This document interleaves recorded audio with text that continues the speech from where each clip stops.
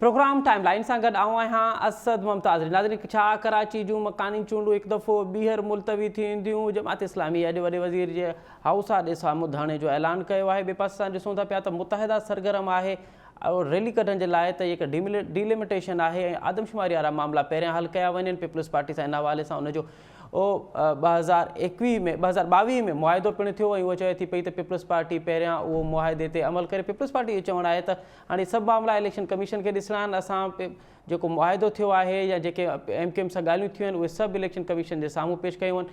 Election commission जो जेको फ़ैसिलो हूंदो उन ते ई अमल कयो वेंदो। त हाणे कराची जी पॉलिटिक्स काॾे पई वञे? MKM ऐं ॿियूं जमातूं छो थियूं चाहिनि त कराची में हिकु दफ़ो ॿीहर मकानी चूंडूं न थियनि?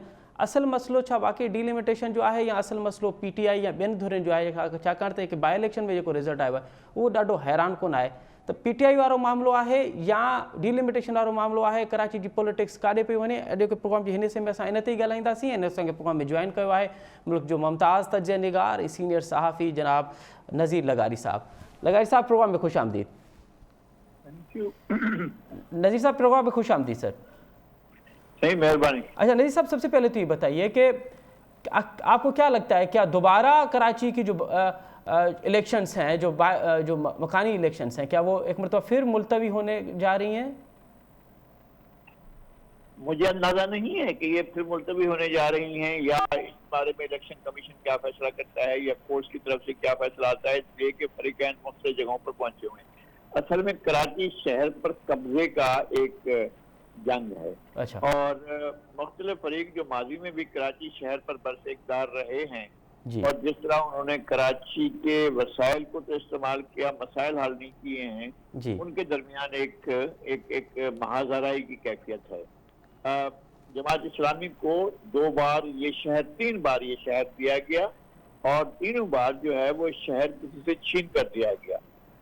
ये पहली दफा अब्दुल अफगानी आए थे तो पीपल्स पार्टी के उम्मीदवार थे अब्दुल खालिक अल्लाहवाला, उनके 3 वोट कैंसिल किए गए। जी सर। और उनकी जगह पर जो है वो नेमतुल्लाह खान को उनको लाया गया, अब्दुल अफगानी को लिया गया। जी। फिर दोबारा यही हुआ, दोबारा रिपीट हुआ और दोबारा जो है अब्दुल अफगानी साहब को लाया गया, इसलिए कि जनरल ज़िया का मार्शल था और जनरल ज़िया यहाँ नहीं चाहता था कि पीपल्स पार्टी का कोई उम्मीदवार आए। तो डिप्टी मेयर दोनों बार जब अफगानी जो है वो मेयर बने तो दोनों बार डिप्टी मेयर पीपल्स पार्टी का जीत कर आया। ऐसा नहीं कोई समझौते से आया, बाकायदा इलेक्शन जीत कर आया, क्योंकि मेयर के कैंडिडेट को आने नहीं दिया गया, रोक दिया गया और उसके वोट कैंसिल कर दिए गए थे। दूसरी बार जब ताज हैदर इलेक्शन लड़ रहे थे नेमतुल्लाह खान के मुकाबले में तो इलेक्शन जीत चुके थे, लेकिन रात को तारिक खान को अचानक उठाकर लाया गया और एजेंसियों ने लाकर नेमतुल्लाह खान के साथ मुलाकात करवाई और नेमतुल्लाह खान को जितवा दिया। जो MKM का इलेक्शन है वो जैसे आपके सामने रहा है, जब तक डंडा था जब तक इलेक्शन और लेते रहे, इलेक्शन डंडे के बाद तो इलेक्शन, अब जो हवा की बातें हैं तो इलेक्शन वैसे नहीं हो सकता है। तो अब मसला ये है कि ये शहर पर कब्जे की एक लड़ाई है, महाजराई है कि कौन शहर पर कब्जा करता है। इधर पीपल्स पार्टी है, पीपल्स पार्टी ने 70 के इलेक्शन में सिंध असेंबली की 17 में से 9 सीटें इलेक्शन जीती थी।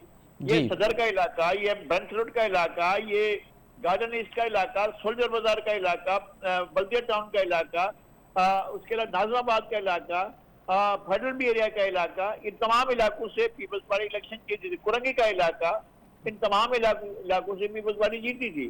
तो उसके बाद पीपल्स पार्टी को आने से हमेशा रोका जाता रहा है। अब देखते हैं कि पीपल्स पार्टी अपने आप को बचा पाते या नहीं बचा पाते।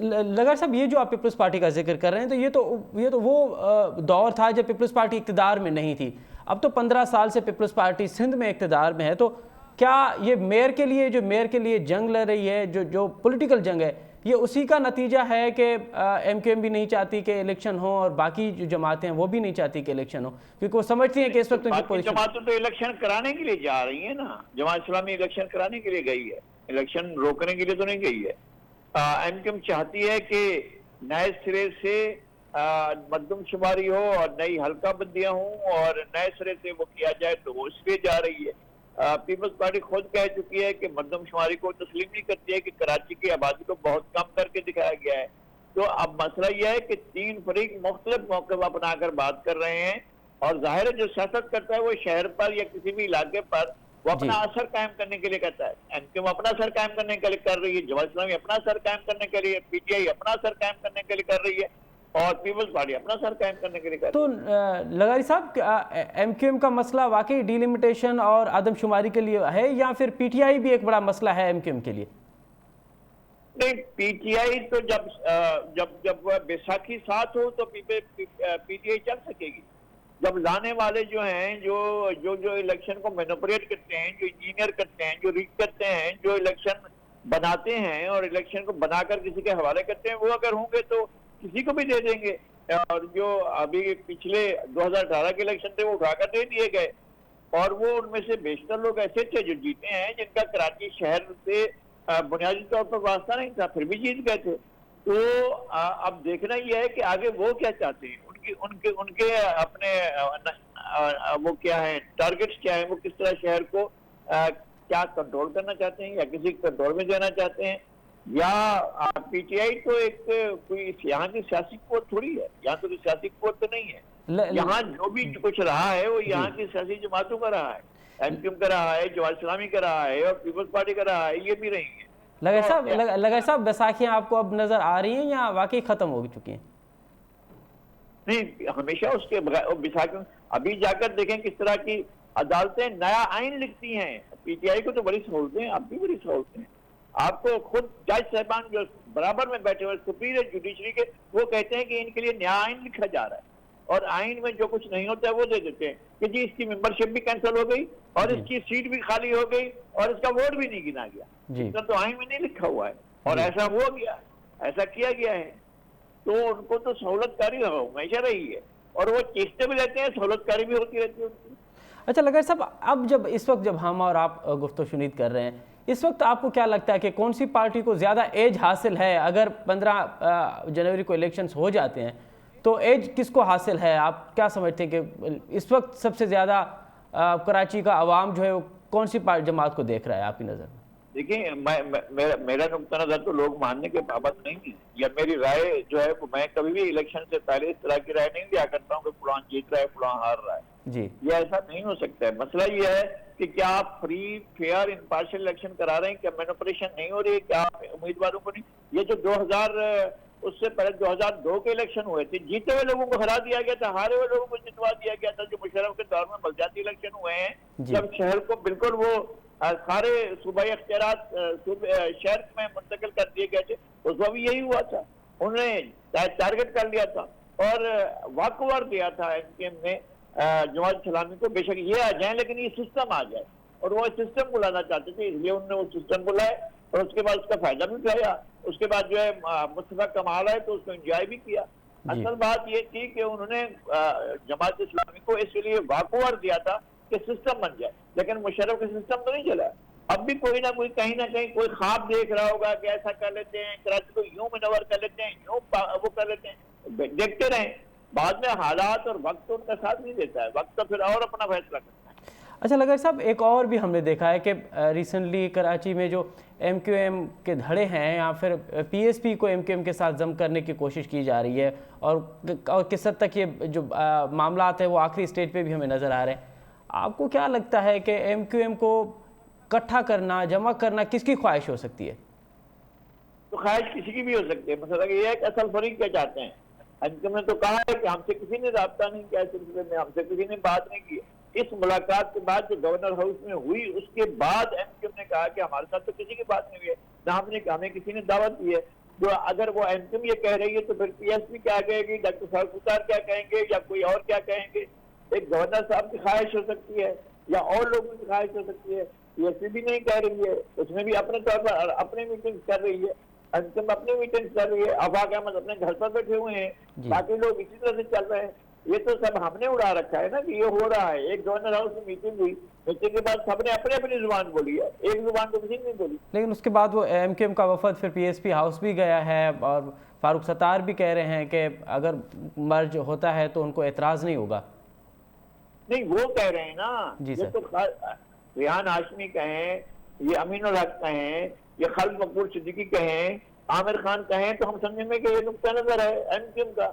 उनमें से तो कोई आकर ये बात नहीं कर रहा है कि हाँ जी हम जा रहे हैं या हम मर्जर की तरफ जा रहे हैं। ये तो फैसला उन लोगों ने करना है जो फरीकैन है। एक तरफ है पीएसपी का ऐलान करती है कि हम जा रहे हैं, डॉक्टर फारूक की ख्वाहिशें पिछले 3 साल से वो कोशिश कर रहे हैं कि एमक्यू को एक कर दिया जाए, लेकिन नहीं कर पाए हैं। अभी भी उनकी ख्वाहिशें हैं। और जो गवर्नर साहब हैं वो उनके करीबी दोस्त हैं, जी इसलिए वो भी कोशिश करके देखते हैं। लेकिन जी क्या वो फरीक मानते हैं? इनका नाम है पीएसपी और दूसरे का नाम है एमक्यू, क्या वो मानने के लिए तैयार हैं? बिल्कुल अभी सही। तक तो नहीं लगता है कि वो तैयार है। अच्छा लगार साहब, आपकी ना सिर्फ पाकिस्तान ना सिर्फ कराची बल्कि पाकिस्तान की सियासत पे भी बड़ी गहरी नज़र है, और आपने तो वो नशीब व फराज भी देखे हैं कराची और पाकिस्तान की सियासत में। आपको क्या लगता है कि कराची के बुनियादी मसाइल क्या हैं जो फौरी तौर पे हल होने चाहिए, जो अब तक नहीं हुए? मैं कहता हूं कि कराची की असल हैसियत को बहाल होना चाहिए। कराची जो है वो सिंध का एक अटूट हिस्सा है। इसके बारे में ये गुफ्तगू जो बंद होनी चाहिए, जो पिछले 50, 60, 70 साल से चली आ रही है। कराची और सिंध करके जो बात की जाती है, ये बिल्कुल गलत है। कराची सिंध का एक हिस्सा है। पहली बात यह है कि कराची को सिंध के हिस्से के तौर पर तमाम फरीकैन ने तस्लीम करना है। और कराची हमेशा सिंध का दारुल हुकूमत है, जब से 1-1.5 सदी से ज्यादा जो है वो यहाँ पर है और सिंध का दारुल हुकूमत है। हमें इसका एहतराम करना चाहिए और तमाम लोगों को इस बात का एहतराम करना चाहिए। फिर कराची में पानी का मसला है। कराची में आज तक क्या पानी ब्याज से पानी न मिलने से खुदा ना खास्ता कोई फौत तो नहीं हुआ है। पानी है मगर डिस्ट्रीब्यूशन नहीं है। उसकी डिस्ट्रीब्यूशन प्रॉपर होनी चाहिए, लाइनों के जरिए होने चाहिए। यहाँ पर बिजली का मसला है, यहाँ पर गैस का मसला है, यहाँ मास ट्रांजिट का मसला है। मास ट्रांजिट नहीं है। अभी ये ग्रीन बस चली है और अभी ये लाल बसें चली हैं कुछ दिनों से, तो लोगों को थोड़ा सा रिलीफ मिला है, लेकिन इसको भी रिलीफ नहीं कह सकते। एक बड़ा मास ट्रांजिट का प्रोजेक्ट होना चाहिए। आपको सुप्रीम कोर्ट कह के रहेगी। सुप्रीम कोर्ट ने भी क्या कर लिया? सुप्रीम कोर्ट ने कहा कि जी हमें बताएं कि वो कराची सर्कुलर रेलवे केसीआर कब बन रही है, हटाओ वो जो इंक्रोचमेंट कहे ना, जिन जिन की है इंक्रोचमेंट हटाकर दिखाए ना। वो जाकर जहां पर भी ये इंक्रोचमेंट की गई है वहां से जाकर सुप्रीम कोर्ट अपनी निगरानी में खड़े होकर हटवाए और उसके बाद जो है कराची के सर्कुलर रेलवे का मसला हल किया जाए, कराची में मास ट्रांजिट चलाया जाए। अभी एक कोशिश हो रही है ये अपना यूनिवर्सिटी रोड पर एक जो अंदर का एक रोड के लिए बनाया जा रहा है कि जहाँ पर बस चलाई जाएगी, लेकिन सवाल ये कि उसमें सड़कें तो सुकड़ जाएंगी, छोटी हो जाएंगी, तो बाकी ट्रैफिक कहाँ जाएगा? सही बात। आपके पास जो है वो लाखों के हिसाब से बाइक्स हैं, आपके पास लाखों के हिसाब से गाड़ियां हैं, कारें हैं और लाखों के हिसाब से दूसरी गाड़ियां, लेकिन पब्लिक ट्रांसपोर्ट नहीं है। जब तक पब्लिक ट्रांसपोर्ट नहीं होगी ये मसला हल नहीं होगा। गैस के मसाइल हैं, गैस का लोगों को गैस नहीं मिल रही है। आपने गैस के सिलसिले में कोशिश नहीं की है। पाकिस्तान में गैस के वसी ज़खायर हैं, लेकिन जो माई बाप है वो तो आप हाजिर लगाना चाहते हैं कि आप गैस को दरियाफ्त करें, तो करने नहीं देंगे ना बलूचिस्तान में ना आपको अपना सिंध में। हमें तो अगर ये तलाश करने दें और आप गैस निकालें तो दुनिया के वसी ज़खायर जो दुनिया के दीगर ममालिक से ज्यादा ज़खायर हैं वो आपके पास मौजूद है, लेकिन आपको कौन फायदा उठाने देता है? बहुत बहुत शुक्रिया नज़ीर लगारी साहब। कलदम टीटीपी नून लीग ऐं पीपल्स पार्टी की क़यादत ते हमले की धमकी ॾिनी आहे। असां ॾिसोसीं त गुज़िरियल कुझु अरसे खां वठी अफ़गानिस्तान वारे मामले ते ॿिए का कशीदगी आहे। हाणे उन खां पोइ टीटीपी जूं धमकियूं अचणु पियूं शुरू, ऐं ॿिए पासे अमेरिका जेका आहे उहो पाकिस्तान जी पॉलिसी अफ़गानिस्तान बाबति पाकिस्तान जी पॉलिसी जी हिमायत कंदे चयो आहे त दहशतगर्दी में सभ खां वधीक मुतासिर मुल्क पाकिस्तान थियो आहे। पाकिस्तान खे पंहिंजे दिफ़ा जो हक़ आहे, न रुगो एतिरो बल्कि तालिबान जेके वादा कया हुआ उन्हनि खे ते बि पूरा करे। ऐं अफ़गानिस्तान जी हिकु सरज़मीन आहे उहा कंहिं बि सूरत दहशतगर्दी जे लाइ इस्तेमालु थियणु न घुरिजे। अॼु हिकु प्रोग्राम जे असां हिसे में इन ते ई ॻाल्हाईंदासीं त हीउ जेको मामिलो आहे अफ़गानिस्तान जो, इहो काॾां पियो वञे, तालिबान छा था चाहिनि, तालिबान जी हुकूमत छा पई चाहे, ऐं असांजी जेका हुकूमत आहे उन जी कहिड़ी हिकमत अमली हुजणु घुरिजे। ॿिनि ॾींहंनि में खां जेको सिक्योरिटी कमेटी जो इजलास थियो उन में कहिड़ा फ़ैसिला कया विया हुआ ऐं उनखे मद्देनज़र रखंदे ईंदड़ ॾींहंनि में इम्कानी तौर ते छा थियणु वञे पियो उन ते ॻाल्हाईंदासीं। और असांजे प्रोग्राम में जॉइन कयो आहे GR बलोच साहब, पाण आलमी मामलनि ते मुमताज़ नज़र रखंदड़ आहिनि, अॻूणा सफ़ीर आहिनि। ऐं उन सां गॾोगॾु असांखे जॉइन कंदो ब्रिगेडियर रिटायर्ड तारिक लाकेर साहब, पाण दिफ़ाई तर्ज निगार आहिनि। साईं GR बलोच साहब, अव्हां खां प्रोग्राम जो आगाज़ पिया कयूं त कीअं पिया ॾिसो अफ़गानिस्तान वारे मामले खे, हीअ का कशीदगी वधी आहे, को तकरार वधियो आहे, बुनियादी सबब इन जा अव्हां खे कहिड़ा पिया नज़र अचनि? मां इन ॻाल्हि खे थोरो पोइ ते वठी वेंदुसि त वॾो ख़दशो जेको दुनिया जॾहिं तालिबान आया उन्हनि जहिड़ो करे कब्ज़ो कयो इन खां विड्रॉल खां पोइ US विड्रॉल खां पोइ जी सर। त वॾो को ख़दशो जेको कयो वियो इज़हार हुनजो दुनिया खे जी तरफ़ां बि ऐं पाकिस्तान तरफ़ां त ख़ासि तरह पाकिस्तान तरफ़ां त अफ़गानिस्तान जी सरज़मीन वरी ईअं न थिए त हू नॉन स्टेट एक्टर्स जे इस्तेमाल में अचे ऐं ॿियनि मुल्कनि जे ख़िलाफ़ ऐं अमूमन ऐं उन अफ़गानिस्तान जे पाड़ोसी मुल्कनि ऐं उन में ख़ासि तरह पाकिस्तान ते के हमला न थियनि इहो ख़दशो असांजो हुयो ऐं अनफॉर्चुनेटली उन ख़दशे जो इज़हार बि कयो वियो काफ़ी दफ़ा असांजे तरफ़ां अफ़गानिस्तान हुकूमत ते, लेकिन लॻे ईअं थो त अफ़गान हुकूमत अञा ताईं पंहिंजा मुकमिल तरह सां उहे जेके हूंदा आहिनि गवर्नेंस जा स्ट्रक्चर जंहिंमें कंट्रोल हूंदो आहे, monopoly of terror monopoly of power जेका हूंदी आहे असां हुकूमत वटि हूंदी आहे उहा न आहे। अञा बि जेके आहिनि इहे नॉन स्टेट एक्टर्स काफ़ी जॻहनि में जेके आहिनि से अञा ताईं एक्टिव आहिनि ऐं मुंहिंजे ख़्याल सभ खां वॾो जेको आहे इन में इशू सो आहे अफ़गानिस्तान जी हुकूमत जी जवाबदारी। ऐं ॿी ॻाल्हि जेका आहे सा आई थिंक असांजी बि हिकिड़ी फ्लॉड पॉलिसी मुंहिंजो ख़्यालु आहे सोफार असां कई आहे जंहिंमें कॾहिं ॻाल्हायूं था कॾहिं नथा ॻाल्हायूं।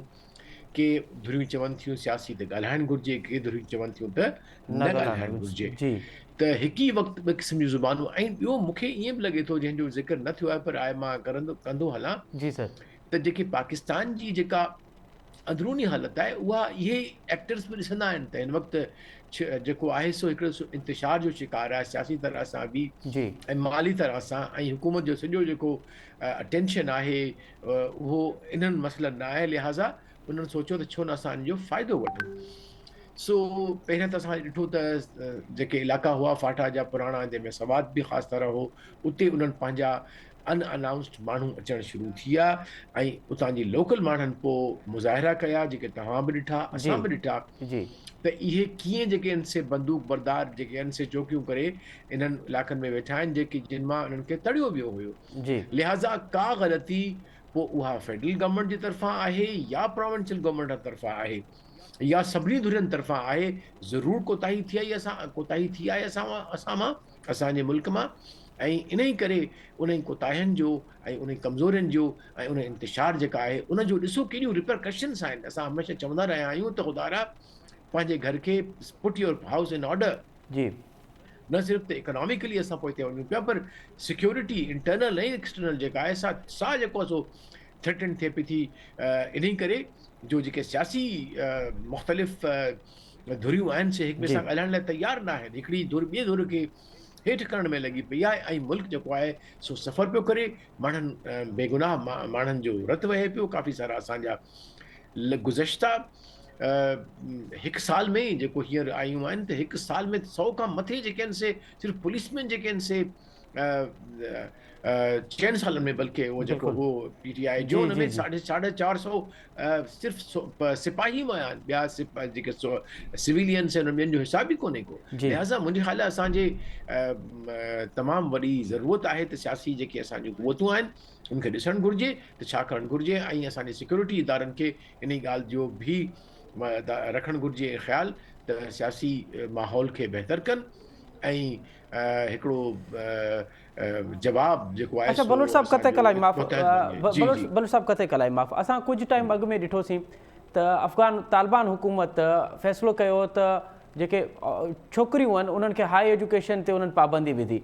उन खां पोइ ॾिठोसीं त OIC बि उनजी मज़म्मत कई ऐं दुनिया जे 57 इस्लामी मुल्कनि उनजी मज़म्मत कई। अफ़गानिस्तान में तालिबान अकेले सिर्फ़ु बीठा, बाक़ी सॼी इस्लामी दुनिया जेका आहे उहा अलॻि थी बीठी, पर अफ़गानिस्तान ते कंहिं क़िस्म जो को असांखे फ़र्क़ु थींदे नज़र न पियो अचे। हींअर जेके वाइदा कया हुआ रिजीम चेंज खां पहिरीं बिटवीन पाकिस्तान अमेरिका ऐं ॿी दुनिया सां जेके तालिबाननि वाइदा कया उन ते बि हाणे लॻे ईअं थो पियो त उहे वाइदा पूरा करण में या वाइदा निभाइण में उन जेको मूड असांखे नज़र न पियो अचे त अफ़गानिस्तान जी सरज़मीन कंहिं ॿिए मुल्क लाइ इस्तेमालु कोन थींदी। हाणे ॾिसूं था पिया त पाकिस्तान जे लाइ इस्तेमालु थिए थी पई। त दुनिया में अकेले सिर्फ़ु अफ़गानिस्तान बाक़ी दुनिया खां कटिजी सर्वाइव करे सघंदो, इहो तालिबान हुकूमत सोचे थी पई या सम्झो पिया त इहे सभु उन्हनि खे ऑप्शन मौजूदु आहिनि उन जे बावजूदु बि कनि था पिया? मुंहिंजे ख़्याल अफ़गानिस्तान जी हुकूमत ऐं उन जा जेके नुमाइंदा आहिनि उन्हनि जे ज़हनी कैफ़ियत खे सम्झण जी ज़रूरत आहे, उन्हनि जे वर्ल्ड व्यू खे सम्झण जी ज़रूरत आहे। इहे जहादी लीडर्स आहिनि जिन्हनि सिर्फ़ु बंदूक जी ज़ुबान सिखी आहे ऐं हू सम्झनि था इन ई बंदूक जी ज़ुबान सां ई मुल्क हलंदो रहंदो।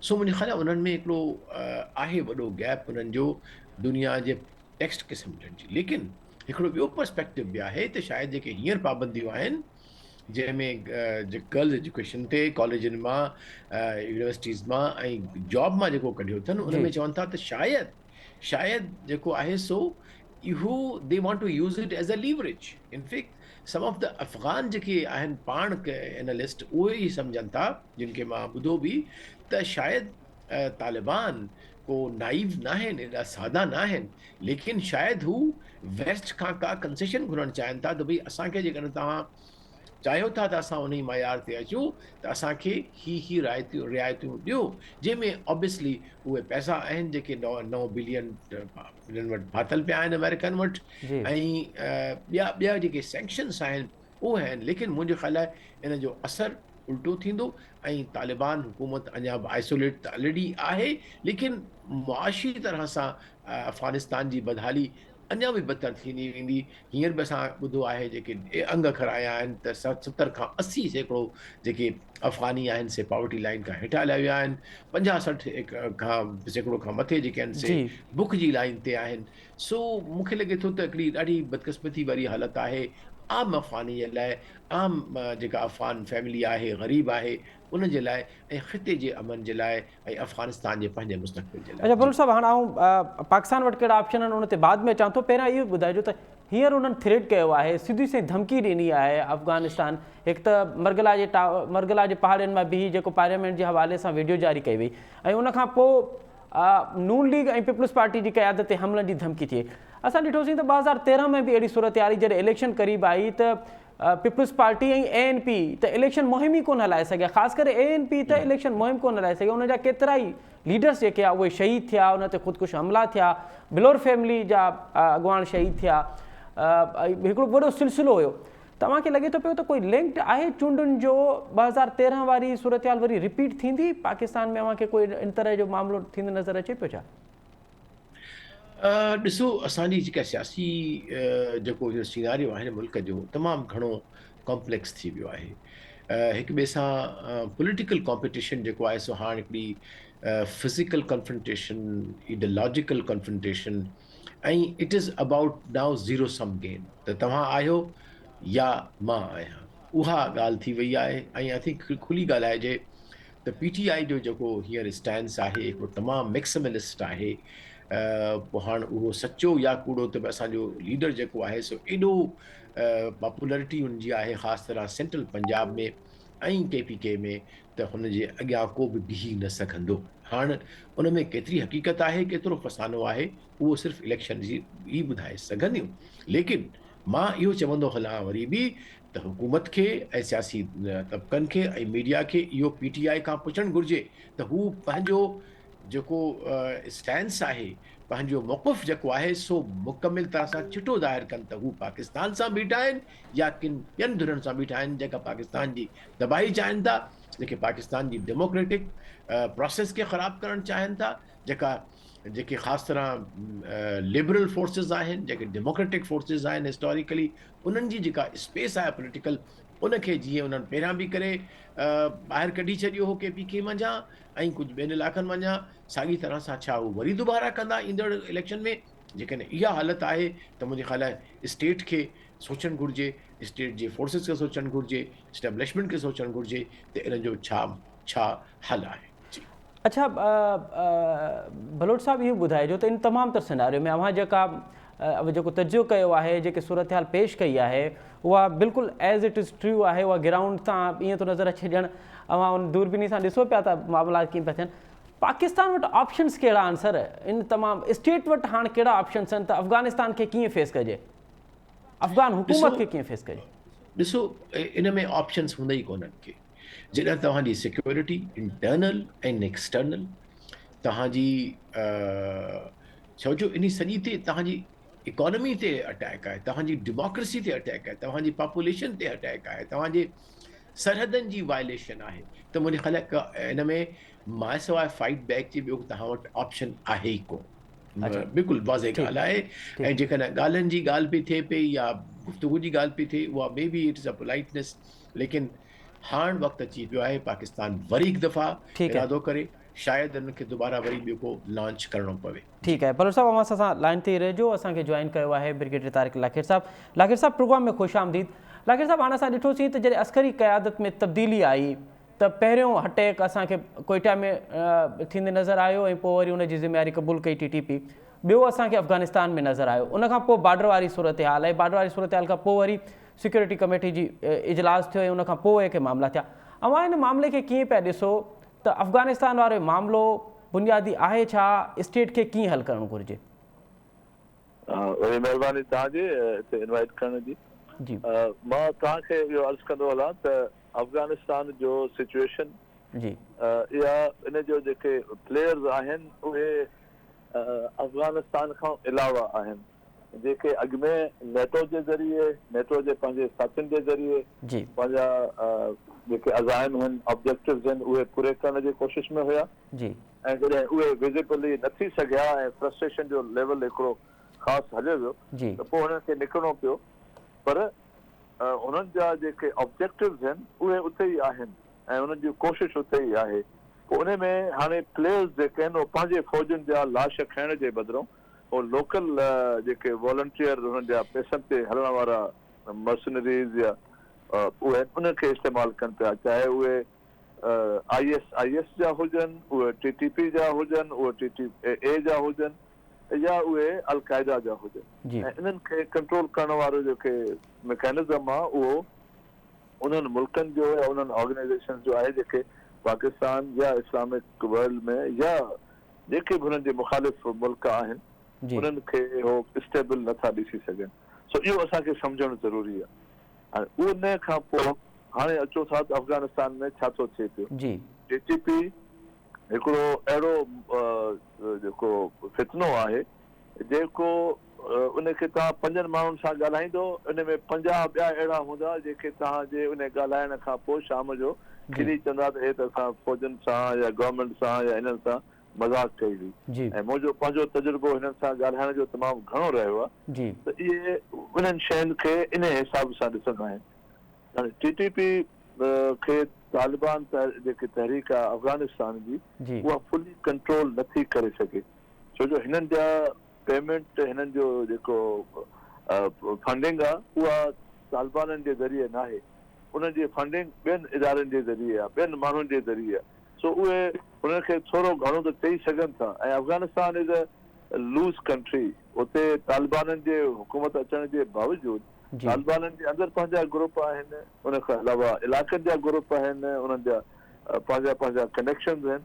सो इहो हिकिड़ो असांखे सम्झणो पवंदो त इहो ॿाहिरीं ताक़तुनि जो मसइलो आहे जेके असांखे डिस्टेबलाइज़ रखणु चाहींदा।